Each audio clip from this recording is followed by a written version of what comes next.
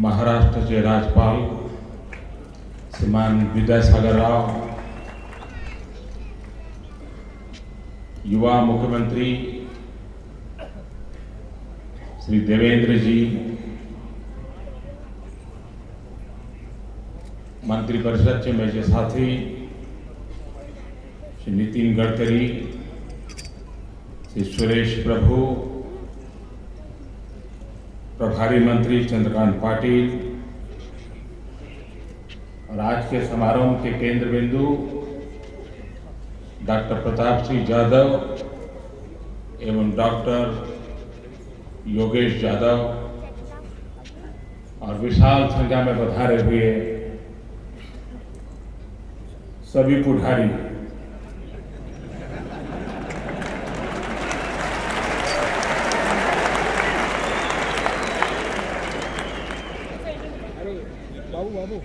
सगळ्यांना माझे नमस्कार।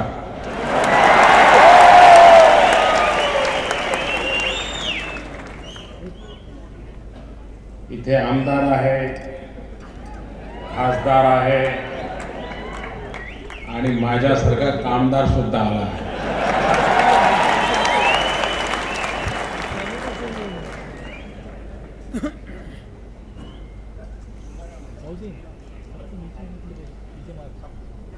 मैं पुढारी परिवार का बहुत आभारी हूं कि मुझे आज इस अमृत पर्व में शरीक होने का सौभाग्य मिला।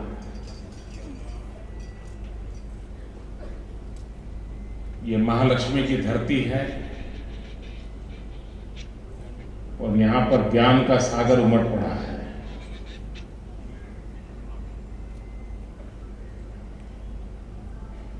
किसी अखबार के लिए 75 साल की यात्रा सरल नहीं होती है और पुढारी आजादी के आंदोलन की कोख से पैदा हुआ।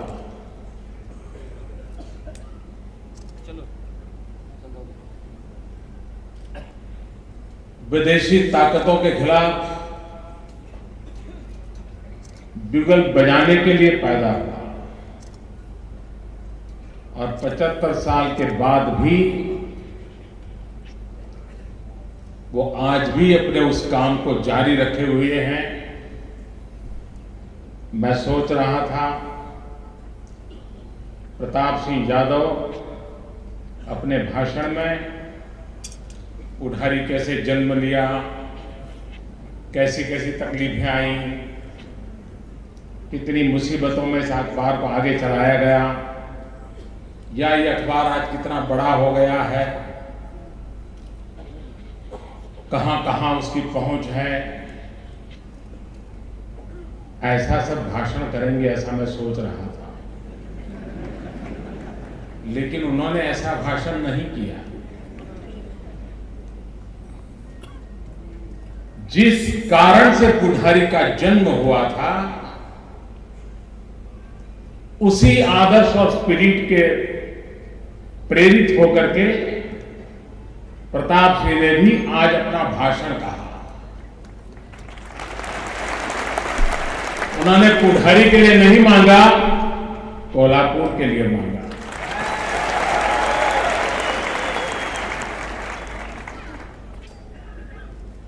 कितने ही मुख्यमंत्री आए गए, हर किसी को उन्होंने कहा था,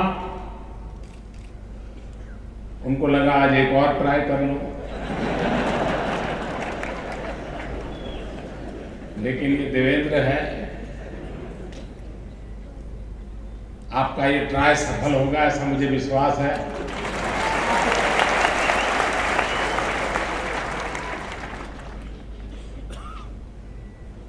और मां महालक्ष्मी के आशीर्वाद बरस पड़े देश पर। ऐसे आशीर्वाद बरसे कि हिंदुस्तान के हर कोने की हर अपेक्षा पूरी करने में हमें सामर्थ्य मिले, शक्ति मिले। और मुझे विश्वास है इस धरती से वो आशीर्वाद मिलेंगे ताकि हर आशा अपेक्षा आकांक्षाओं की पूर्ति के लिए, क्योंकि लक्ष्मी के बिना कुछ होना नहीं है और लक्ष्मी कोल्हापुर के बिना कहीं से आशीर्वाद दे नहीं सकती।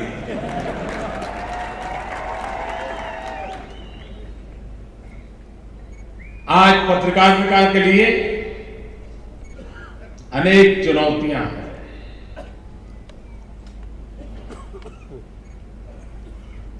लेकिन पत्रकारिता की एक विशेषता है, अखबार इस आलम की एक विशेषता है कि वे चुनौतियों को पार कर सकते हैं। भारत में मीडिया का उदय आजादी के आंदोलन के साथ साथ चलता रहा और उस समय अंग्रेज शासकों की तरफ से अनेक संकट आए, मुसीबतें आई, उसके बावजूद भी वो अपने धर्म को निभाते रहे। देश की आजादी के आंदोलन में अपनी सक्रिय भूमिका देश के हर कोने में, हर छोटे मोटे अखबार में और विशेष करके प्रादेशिक भाषाओं के अखबारों ने बहुत बड़ी ताकत के दर्शन उस समय करवाए थे। उसमें पुढारी भी एक था।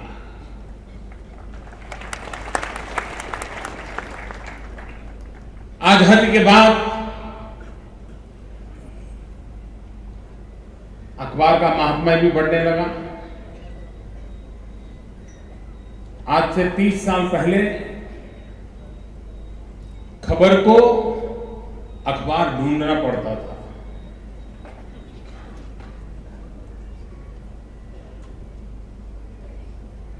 सॉरी, 30 साल पहले अखबार को खबर ढूंढनी पड़ती थी। आज खबर अखबार को ढूंढती रहती है। हर कोई की इच्छा रहती है भाई एक बार मीडिया में आ जाए। अच्छा किया तो भी मीडिया में चाहिए, अच्छा करने वालों को दबाना है तो भी मीडिया चाहिए, बुरा करवाना है तो भी मीडिया चाहिए। मीडिया के बिना उसका कोई चारा नहीं है। आज खबर अखबार को ढूंढती रहती है, वरना पहले खबर पाना कठिन होता था, लोग उससे दूर रहते थे। आज युग बदल चुका है, लेकिन सबसे बड़ा संकट जो है वो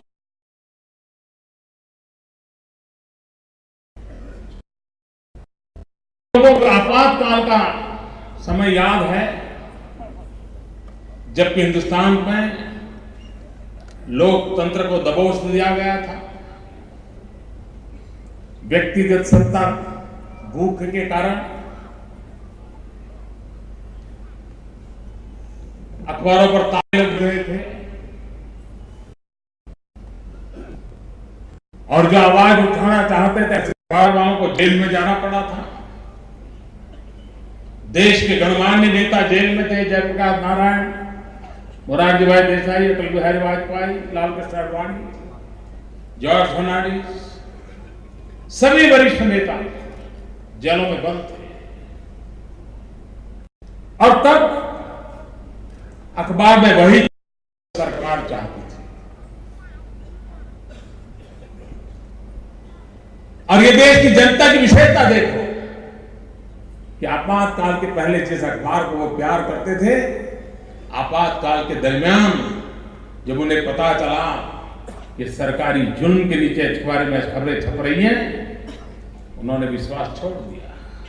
और आपने देखा होगा उस समय लोग यही चर्चा करते थे, यार बीबीसी में आया है, मैंने बीबीसी रेडियो पे सुना है।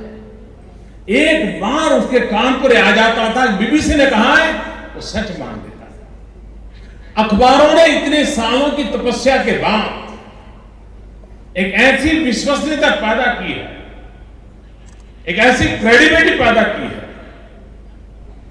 कि आज भी सामान्य मन में सुनी सुनाई बात को स्वीकार करने में देर करता है। लेकिन कोई कहे, अरे क्या बात करते हो, तुम नहीं मानते हो, अरे अखबार में आ गया है। एक बार कह दिया कि अखबार में आ गया तो गांव वाला कहता हाँ यार फिर तो कुछ सच होगा।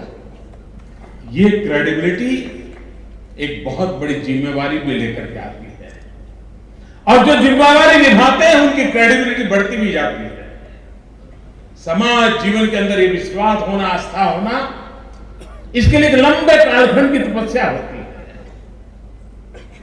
देश के ऐसे गणमान्य अखबारों ने इस तपस्या की है, पुढारी भी उसमें से एक है।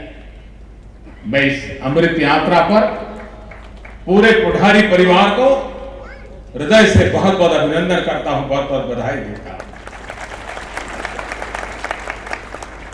इलेक्ट्रॉनिक मीडिया आया, अखबारों के लिए चुनौती बन गई, लेकिन जब वो 24 घंटे वाला हो गया तो और मुसीबत आई, क्योंकि लोग सुबह अखबार लेते हैं तो देखते हैं यार ये तो कल समाचार सुन लिया था टीवी पे, ये तो आ गया था, ये तो पता था, ये तो देखा था। और ऐसी स्थिति में सच्चे समाचार, और अब तो धीरे धीरे युग आने वाला है अच्छे समाचार।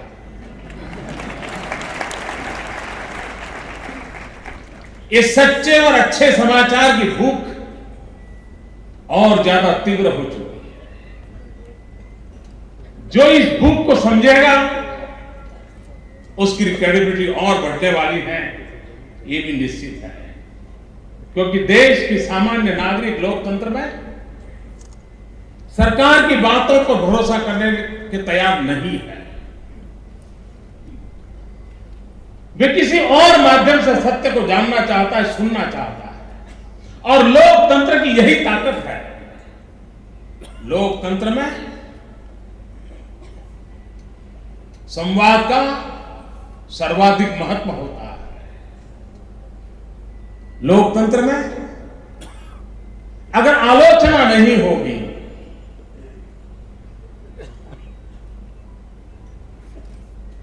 तो रुकावट आ जाएगी, ठहराव आ जाएगा। बहते पानी में कभी गंदगी नहीं होती, लेकिन जब एक बार पानी ठहर जाता है तो गंदगी होना भी शुरू हो जाता है। और इसलिए लोकतंत्र का प्यूरिफिकेशन, लोकतंत्र के व्यवस्थाओं का प्यूरिफिकेशन, इसका उत्तम अगर कोई इलाज है तो आलोचना, क्रिटिसिज्म है। हर निर्णय का क्रिटिसिज्म होना चाहिए, हर विचार का क्रिटिसिज्म होना चाहिए, तराजू पे तराशना चाहिए, संवाद हो, विवाद हो, और फिर सोने की तरह तप करके निकलेगा वो विचार, शाश्वत बन जाता है, वो पीढ़ियों तक काम आता है। लेकिन अगर सब लोग ठीक है यार हमारा क्या लेना देना, करने तो जो करते करते, हमारा तो अखबार चलता है, हमें क्या है, तो फिर लोकतंत्र का बहुत भारी नुकसान हो जाता है। और इसलिए मैं इस बात का पक्षकार हूं कि लोकतंत्र में आलोचना का, क्रिटिसिज्म का महिमा मंडन होना चाहिए, उसका महात्मा होना चाहिए। आलोचना से दुखी नहीं होना चाहिए। आलोचना से सत्य को अच्छी तरह परखने का अवसर मिलता है। आलोचना से गलत राह पर भटकने से बचने की संभावना पैदा होती है। आलोचना से नई गलतियां करने से रोका जा सकता है। और इसलिए मीडिया के माध्यम से यह सेवा सर्वोत्तम हो सकती है। लेकिन मुझे दुख के साथ कहना है, आज आलोचना नहीं होती है, और आलोचना न होने के कारण सबसे ज्यादा बर्बाद कोई हो रहा है तो सत्ता में बैठे हुए लोग बर्बाद हो रहे हैं। 2015 में हम आज संकल्प करें कि हम आलोचना करने के अधिकार को और अधिक पैना करेंगे और अधिक शार्पन करेंगे। लेकिन आलोचना नहीं होती तो होता क्या है? ये लोकतंत्र का सबसे बड़ा दुर्भाग्य है। आलोचना नहीं होती लेकिन आरोप होते हैं। आरोप से कुछ नहीं निकलता है। तू मैं होती है, 3 दिन गाड़ी चलती है, फिर चौथे दिन नई चीज आ जाती है। आरोप करने के लिए मेहनत नहीं लगती है, आलोचना करने के लिए मेहनत करनी पड़ती है, एक विषय का गहराई से अध्ययन करना पड़ता है, पक्ष विपक्ष को देखना पड़ता है, उसकी बारीकियों को निकालना पड़ता है, और तब जाकर के आलोचना संभव होती है। लेकिन आज जिंदगी में इतनी दौड़ है, स्पर्धा इतनी तेज है, इलेक्ट्रॉनिक मीडिया से स्पर्धा, प्रिंट मीडिया से स्पर्धा, सोशल मीडिया से स्पर्धा, हर व्यक्ति के हाथ में आजकल अखबार है, कंप्यूटर जैसा मोबाइल फोन अपने आप में एक अखबार है। ऐसी स्थिति में तेज गति से दौड़ना पड़ रहा है, लेकिन राष्ट्र की भलाई के लिए, भारत जैसे उभरते देश के लिए आलोचना बहुत आवश्यक है। नीतियों की स्वस्थता पूर्वक आलोचना होगी तभी तो उसका शुद्धिकरण होगा, और आलोचना ही तो शुद्धिकरण के द्वार खोल देती है। और इसलिए मैं इस बात के पक्षकार हूं कि हम जितनी ज्यादा सटीक आलोचना करेंगे उतनी व्यवस्थाओं में शुद्धि आएगी, और जितने ज्यादा आरोप लगाएंगे उतनी हम हमारी ताकत खो देंगे। समय की मांग है आरोपों से मुक्ति पाकर के आलोचना के राह को प्रबल बनाएं, ताकि भारत के उज्जवल भविष्य के लिए हम भी बड़ा उत्तम योगदान दे सके। और मुझे विश्वास है 75 साल की अमृत यात्रा से जुड़े लोग, जिन्होंने अपनी उत्तम भूमिका हमेशा निभाई है, वे आगे भी इस भूमिका निभाने के पुढ़ारी बनेंगे, और पुढ़ारी बनकर के उत्तम व्यवस्थाओं को विकसित करेंगे जो औरों को भी प्रेरणा देगी और कुछ लोगों को मजबूर भी करेगी। और इसलिए मैं उनको शुभकामनाएं देता। आज यहां पुढ़ारी के नए भवन का उद्घाटन करने का भी सौभाग्य मिला। स्वातंत्र सेनानी श्रीमान गणपत राव जी के स्टैच्यू का भी अनावरण करने का अवसर मिला। पुढ़ारी के आज तक के जो उत्तम एडिटोरियल्स हैं उसको 2 ग्रंथों में संकलित करने का जो प्रयास हुआ है,